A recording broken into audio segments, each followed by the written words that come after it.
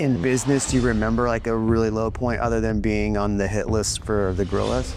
That actually wasn't a low point. I was just analytical. I thought it was the right thing to protect my manufacturing facilities from continuing to get blow up. So I had one point of ingress and egress. That was the first thing I did. Second, I put lights all around all of the plants at night. And the third thing I did was I put a small little protection force around each one of those. The negative was the New York Times found out about it and wrote up that Brent Willis has created his own paramilitary force for the Coca-Cola company in Colombia. And I hadn't told my bosses about it. That wasn't a good day when I got called up to Atlanta to say, Brent, what the hell are you doing creating your own paramilitary force in Colombia?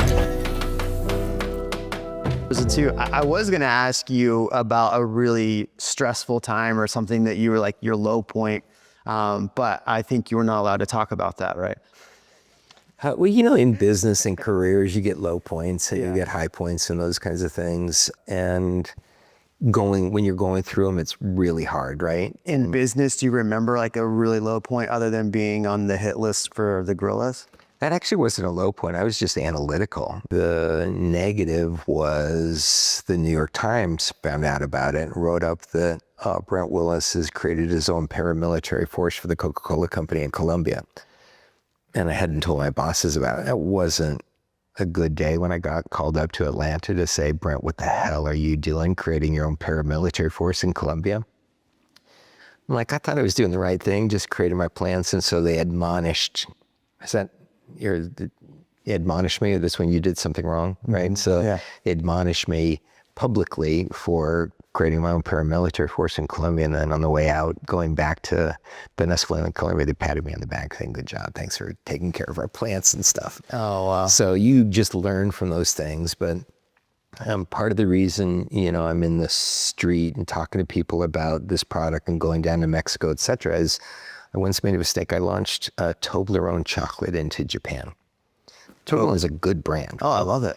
Yeah, I do too. And I probably spent $2 million on the research and everything with Japanese consumers to launch it. And I launched it and it was an unmitigated disaster. And I probably lost $10 million for the company. Wow. And it's because when the product was getting out there, the nougat stuck to the teeth of the Japanese women and they thought it was impure or unclean. Mm-hmm. And the word of mouth just killed it. And so the lesson I learned from that is never just trust research reports.